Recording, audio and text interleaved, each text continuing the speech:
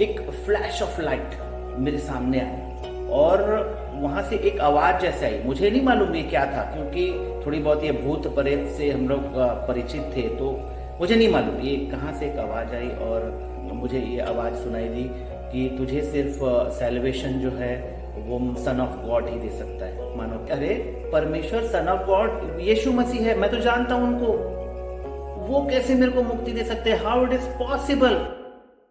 धर्मांतरण या धर्म परिवर्तन हमारे देश में एक बहुत बड़ी मुद्दा बनती जा रही है। लोग लालच के कारण, गरीबी के कारण या असुविधाओं के कारण क्रिस्तीय बनते जा रहे हैं, अपने धर्म को बदल रहे हैं। यह अभियोग क्रिस्तियों पर लगाया जाता है।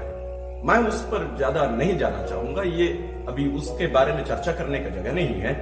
लेकिन आज हमारे सामने एक शिक्षित व्यक्ति, वो भी फिजिक्स में एमएससी में गोल्ड मेडल पाने वाला एक व्यक्ति, और वो भी अपने धर्म में, जैसे संत पौलुस अपने धर्म सिद्धांतों पर अडिग रहकर उसमें गहराई में जिए एक यहूदी के रूप में, नियमों का पालन करते हुए, उसी प्रकार यह भाई भी अपने धर्म में विश्वास के साथ जी रहे हैं। और इनके त्याग तपस्या के कारण, याग के कारण इन्हें विशेष शक्ति भी प्राप्त थी।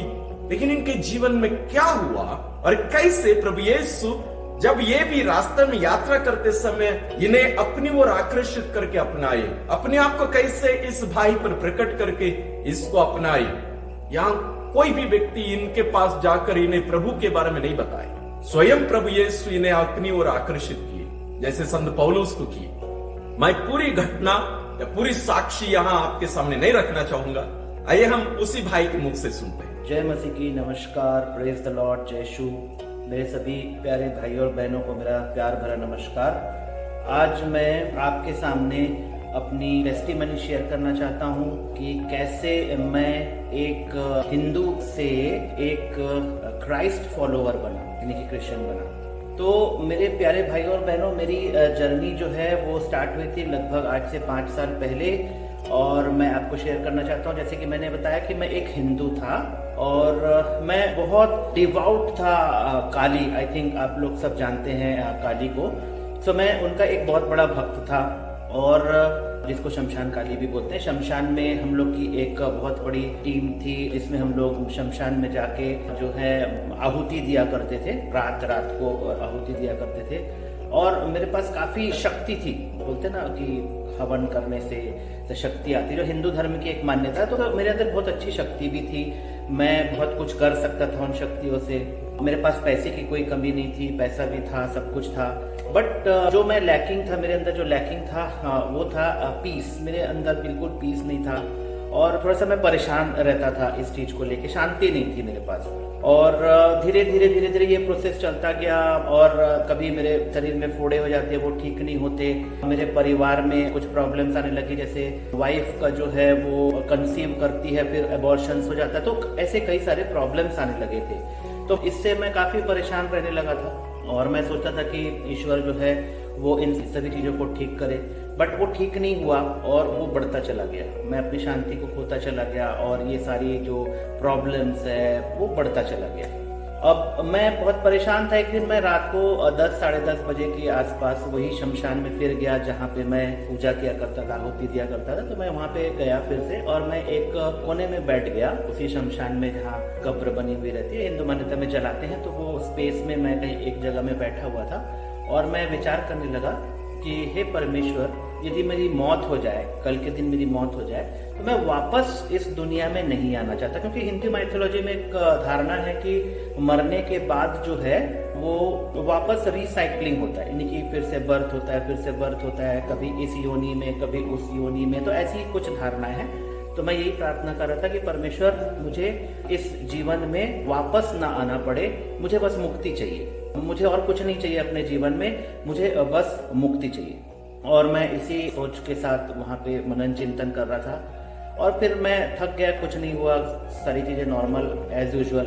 मैं अपना गाड़ी स्टार्ट किया, अपना कार को स्टार्ट किया, और मैं मूव करने लगा उस शमशान घाट से। मेरे प्यारे भाई और बहनों, तभी मेरे जीवन में एक चमत्कार हुआ। मुझे नहीं मालूम वो चमत्कार था कि क्या था, आज मुझे समझ में आता कि वो चमत्कार था। एक फ्लैश ऑफ लाइट मेरे सामने आया, और वहां से एक आवाज जैसे आई। मुझे नहीं मालूम ये क्या था, क्योंकि थोड़ी बहुत ये भूत प्रेत से हम लोग परिचित थे, तो मुझे नहीं मालूम ये कहाँ से एक आवाज आई। और मुझे ये आवाज सुनाई दी कि तुझे सिर्फ सैल्वेशन जो है वो सन ऑफ गॉड ही दे सकता है, मानव पुत्र दे सकता है। अब मैं बिल्कुल थोड़ा सा सहम सा गया, मैं डर गया, अपनी कार को स्टार्ट करके भागा। मैं थोड़ा सा डर गया उस अजीब सी इंसिडेंट से। कार को वापस मैंने तेज रफ्तार से भगाया और मैं घर में आके इस बात का मनन चिंतन करने लगा, इसको सोचने लगा कि ये सन ऑफ गॉड क्या है। सबसे पहली बार अपने जीवन में मैं इस बात को सुना कि सन ऑफ गॉड। तो मैं घर में किसी को कुछ नहीं बोला, एज यूजुअल सब शांति। और मैं गूगल करने लगा। गूगलिंग करने के बाद मुझे पता चला कि सन ऑफ गॉड जो है वो यीशु मसीह यानी कि जीसस क्राइस्ट को बोला जाता है। I was shocked. मतलब मैं सोच रहा कि अरे हमारे बिलासपुर में एक चर्च है जिसका नाम है सेक्रेड हार्ट चर्च, वो हम लोग बचपन से जानते हैं। मैं वहां पे यीशु मसीह को देखा हूं, बिल्कुल ऐसे हैंग्ड है, और मैं उन्हें जानता हूं। मैं अपने मन में बोल रहा हूं कि अरे परमेश्वर सन ऑफ गॉड यीशु मसीह है, मैं तो जानता हूं उनको, वो कैसे मेरे को मुक्ति दे सकते हैं? How it is possible? हम लोग इतनी बड़ी बड़ी आहुति देते हैं, सब कुछ करते हैं, अब मानव पुत्र यीशु मसीह है और वो मुझे मुक्ति दे सकते हैं। That was amazing for me. मतलब मेरे को विश्वास करने में इसमें समय लगा, बट मैं अपना खोज चालू रखता रहेगा गूगल में। मुझे टकराया एक ऐसा चैनल जहां पे मुझे बोला गया कि आप जो है वो बाइबल को पढ़िए। अब भाई बाइबल को मैंने डाउनलोड किया। सबसे पहला बाइबल मैंने डाउनलोड किया, that is new international version Bible, English Bible, क्योंकि मैं ज्यादा कंफर्टेबल इंग्लिश में हूँ। तो मैंने इंग्लिश बाइबल को डाउनलोड किया, मैंने उसको पढ़ना शुरू किया। मुझे कुछ समझ में नहीं आया, कुछ भी समझ में नहीं आया। फिर मुझे लगा, मैं प्रार्थना करते रहा, मतलब जीसस से नहीं, बट मैं बात करता रहा अकेले में बैठ के कि मुझे क्या करना चाहिए, क्या करना चाहिए। तब मुझे फिर से एक रेवलेशन मिला अपने माइंड से, कि कहीं से मुझे रेवलेशन मिला, मैं बोलता हूँ वो माइंड से, but I don't know exactly. तो एक रिविलेशन मिला मुझे कि आप जो है वो बाइबल स्टोरीज को देखिए जो किड्स के लिए बना हुआ है। तो मैं वैसे ही किया, बाइबल स्टोरीज को देखने लगा, मुझे धीरे धीरे चीजें समझ में आने लगी। और फिर मैं एक दिन सडनली गॉस्पेल ऑफ जॉन के बेस्ड पे एक मूवी को देखा। उस दिन से मेरा टर्न अराउंड हुआ। मुझे समझ में आया कि एक्चुअली परमेश्वर जो है वो क्यों इस धरती पे आए, और उनका मेन टारगेट जो है वो अपने आप को बलि चढ़ाना, सूली पर चढ़ना, सली पर चढ़ना, अपने आप को क्रूसीफाई करना, वो एक यहूदी द्वारा किया गया सिर्फ एक सजा नहीं थी, बट वो खुद उस सजा को अपनाए थे ताकि वो हमें मुक्ति दे सके। क्योंकि मुक्ति हमें तभी मिल सकती है जब एक कोई बड़ा आहुति ऐसा दे। तो परमेश्वर ने स्वयं अपने पुत्र को भेजा कि वो हमें मुक्ति दिलाए और हम उनके नाम से ही इस जीवन से अनंत जीवन की ओर हम जा सके। तो ये चीज मुझे समझ में आई। फिर मैंने बाइबल मंगवाया। सबसे पहले मैंने एक बाइबल मंगवाया जिसका एक प्रोटेस्टेंट बाइबल है, that is NASB new American standard Bible. फिर मैं उसे समझने लगा और धीरे धीरे मैं हिब्रू वर्ड्स को समझने की कोशिश करने लगा डिक्शनरी से। फिर मुझे समझ में आया कि ये यीशु मसीह जो है वो एकमात्र मुक्तिदाता है। इस दुनिया में कोई भी और परमेश्वर नहीं है, सिर्फ यीशु मसीह ही है जो हमें मुक्ति दे सकते हैं। और धीरे धीरे मैं इस बात को समझने लगा, मैं प्रार्थना करने लगा। फिर मैंने टोटली हिंदुइज्म को हटाया अपने से, और मैंने जब परमेश्वर को पूरी तरीके से ग्रहण किया, परमेश्वर से मैं प्रार्थना करने लगा, मेरे जीवन में मिरेकल्स होने लगा। मेरे जीवन में हर दिन कुछ ना कुछ मिरेकल्स होने लगा। मुझे डिलीवरेंस मिलने लगा। मेरे जो शरीर में फोड़े होते थे कई बार वो बिल्कुल बंद हो गए। और सबसे बड़ी बात, जो कई बार मेरी वाइफ जो है वो एबॉर्शंस हो जाता था, उनको नेचुरल एबॉर्शंस, वो सारी चीजें स्टॉप हो गई। और हमें परमेश्वर की आशीष से एक बहुत प्यारी सी बच्ची मिली जो अभी 3.5 साल की है। और मैं परमेश्वर का मतलब क्या बोलूं, मैं मेरे जीवन में सारी चीजें हो गई। जो कुछ मेरे अटका हुआ था जीवन में, वो बाधाएं थी, वो सारी खुलने लगी।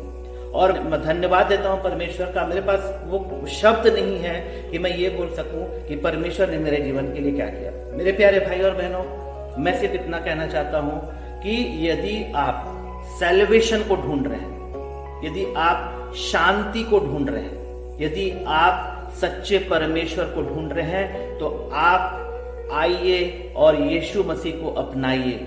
अपने पापों के लिए क्षमा मांगिए और सच्चे परमेश्वर के पुत्र यानी जीसस क्राइस्ट यीशु मसीह को अपनाइए। आपके जीवन में चमत्कार होगा और आप अनंत जीवन को प्राप्त करेंगे, क्योंकि पवित्र शास्त्र ये बोलता है, होली बाइबल ये बोलता है कि there is no other name in the heavens और below the heavens on the earth through which we can be saved। हमें कोई भी जगह से मुक्ति नहीं मिल सकता है, सिर्फ एक ही नाम है, वो है परमेश्वर, सच्चे परमेश्वर का पुत्र, वो है यीशु मसीह जो कि सच्चे परमेश्वर है।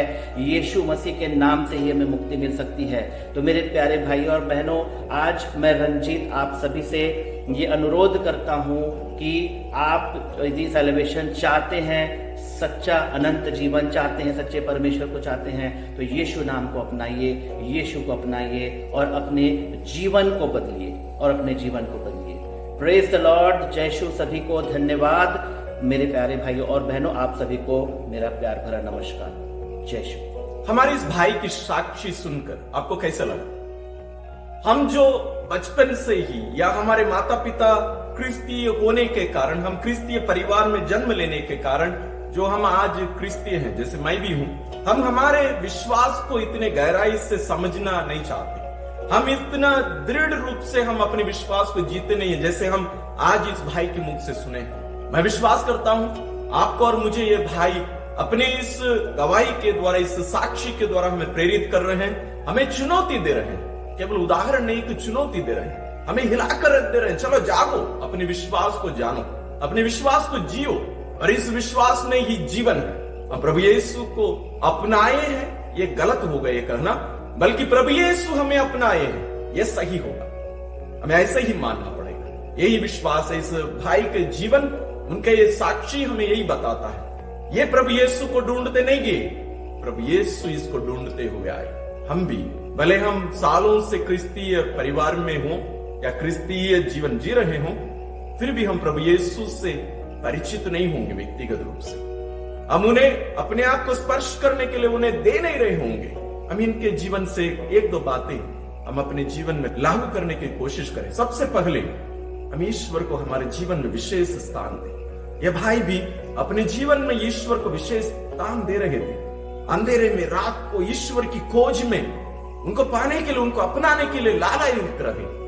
हम कितना लालायित होते हैं। हम प्रभु यीशु में एक होने के लिए, प्रभु यीशु के द्वारा अपनाए जाने के लिए, हम पवित्र यूकरिस्तीय बलिदान के लिए कितने समय से पहले अपने आप को तैयार करके हम पहुंचते हैं। हम पवित्र वचन को कितना पढ़ते हैं जिसके द्वारा प्रभु यीशु अपने आप को हम पर प्रकट करते हैं। बहुत कम, बहुत मुश्किल है हमारे लिए। हमारे भाई, इनके जीवन हमें वास्तव में हमें हिलाकर रख देने की जरूरत है। हमें इनसे प्रेरणा पाए, हम इनसे भी सीखें। वास्तव में आने वाले दिनों में इनके बहुत सारे वीडियोस हमारे इस प्लेटफॉर्म में आने वाले। जैसे आज आपको दिखे ये वैसे नहीं है, ये गहराई से अध्ययन किए हैं हमारे विश्वास। ईश्वर उन पर जो बातें प्रकट किए हैं, उन बातों को वे जानने की भी कोशिश की है, समझने की कोशिश की है। मैं भी फोन में जब इनसे बातें किया, मुझे वास्तव में लगा जितना हम फादर लो अध्ययन करके जानने की कोशिश करते हैं, उससे ज्यादा इनमें एक जिज्ञासा है, एक इंटरेस्ट है, एक रुचि है अपने विश्वास को जानने का। आने वाले दिनों में हम इनके द्वारा हमारे विश्वास को जानेंगे और भी गहराई से हम अपने विश्वास में आगे बढ़ेंगे। इनके लिए और इनके परिवार के लिए विशेष प्रार्थना करते रहिएगा, ये बहुत जरूरी है। साथ ही एक दो बातें मैं यहां से आपके सामने रखना चाहूंगा। जैसे आप सुने होंगे परमेश्वर परमेश्वर शब्द ये यूज कर रहे थे, उपयोग कर रहे थे। उसका कारण यह है कि ये सीधा सीधा कैथोलिक विश्वास में नहीं आए थे, एक प्रोटेस्टेंट ग्रुप में जुड़े हुए थे। वहां भी इनको लगा है कि यहाँ पूर्ण ज्ञान या अनुभव मुझे नहीं हो रहा। फिर वो अध्ययन करने लगे गहराई से। वो बोले कि केवल पवित्र बाइबल पढ़ना पर्याप्त नहीं हो रहा है, मुझे लग रहा है कि इसमें कुछ कमी है। इस कमी को मैं कैसे दूर करूंगा? कौन बताएगा कि वो क्या चीजें जो कमी लग रही है? उनकी प्रार्थना उन्हें कैथोलिक कलीसिया की ओर, वास्तविक कलीसिया की ओर लेके आई। और विशेष रूप से वे मुझे बताया कि फादर जी, मुझे मां मरियम के बारे में जो बातें कैथोलिक कलीसिया सिखाती है उसको मैं मान नहीं सका। मुझे सबसे ज्यादा समस्या उन्हीं से थी। लेकिन मुझे बताया कि फादर जी, आपके भी कुछ वीडियोस मुझे मदद की समझने। ईश्वर को धन्यवाद। और भी बहुत सारे लोगों के वीडियोस पे देखे, अध्ययन किए हैं बहुत। और सभी शंकाओं को, सभी डाउट्स को दूर करने के बाद वो कैथोलिक विश्वास में आए। तो इसलिए आप सुने होंगे बार बार परमेश्वर परमेश्वर शब्द का वे उपयोग कर रहे थे। वास्तव में इस शब्द का उपयोग हमें नहीं करना चाहिए। क्यों नहीं उपयोग करना चाहिए? ईश्वर एक है, ईश्वर एक परिवार है। हम इसके बारे में बहुत बार हम मनन किए।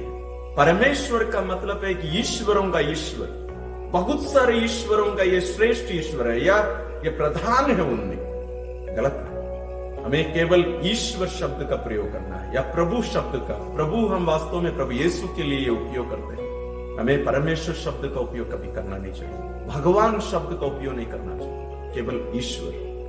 और आप स्वयं अपना भी साक्ष्य देना चाहते हैं या हमारे प्लेटफॉर्म से आप कुछ सीखे भी होंगे, आपको लगता है कि मुझे भी शेयर करना चाहिए अपने विश्वास को, आप जरूर हमसे संपर्क करिए, हमें मैसेज करिए। हमारा नंबर यहां दिया हुआ है, डिस्क्रिप्शन में भी है। आप चैनल में भी जाकर ढूंढ सकते हैं, पता चलेगा। हमारे वेबसाइट में भी आप आकर उसको पा सकते हैं। आप जरूर हमसे संपर्क करिए।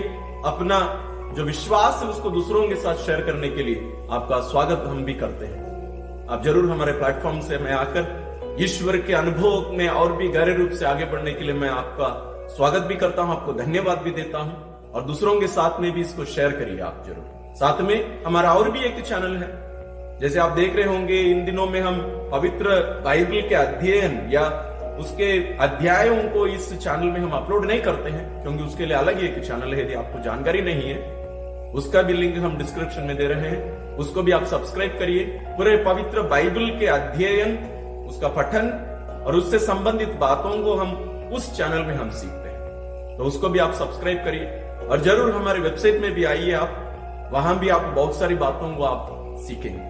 आप सबों को ईश्वर अपने अनुग्रह और आशीषों से भरते रहे और ईश्वर अपने संरक्षण में आप लोगों को रखकर हमें ईश्वरीय प्रेम जीने, आगे बढ़ने और साक्षी जीवन जीने की कृपा हमें देते रहे।